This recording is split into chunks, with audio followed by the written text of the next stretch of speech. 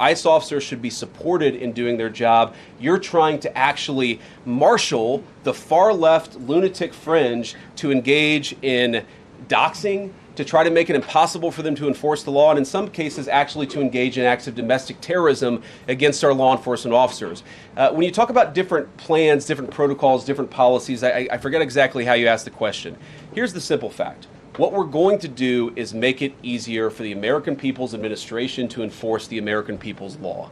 And that means that Democrats have to stop rallying the mob against legitimate law enforcement operations. And that means that we are going to get tougher, and that's what this AAG position is about. We're going to get tougher at the people who are defrauding the United States by inciting violence against our law enforcement officers. That's one of the things that we're going to do. We've already started that work at the Department of Justice, but we're going to keep on doing it, and this new AAG position is going to kick that into high gear. Vice President Vance, you just suggested that this woman who was killed, Renee Good, is part of a broader left-wing network. Who do you think is behind this broader left-wing network? Well, it's one of the things we're going to have to figure out, but here's the way that I put it. When somebody throws a brick at an ICE agent, or somebody tries to run over an ICE agent, who paid for the brick? And who told protesters to show up and engage in violent activity against our law enforcement officers?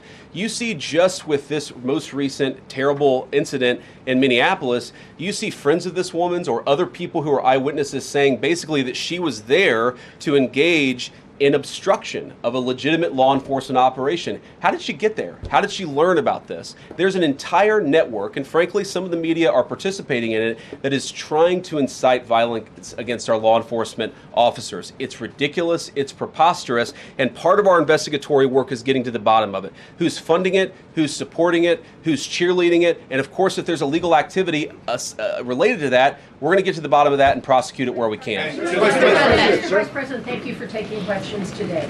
Is there a risk with you describing her as a deranged leftist, talking about very specific facts of these events, when an investigation is just beginning? Are you preempting a thorough investigation by drawing such conclusions? And have you received any information beyond the videos we've seen publicly about this individual, her specific acts, that has informed your point of view?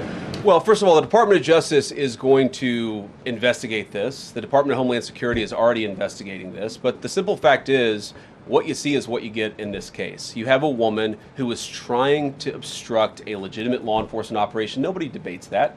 You have a woman who aimed her car at a law enforcement officer and pressed on the accelerator. Nobody debates that. I can believe that her death is a tragedy, while also recognizing that it's a tragedy of her own making and a tragedy of the far left, who has marshaled an entire movement, a lunatic fringe, against our law enforcement officers.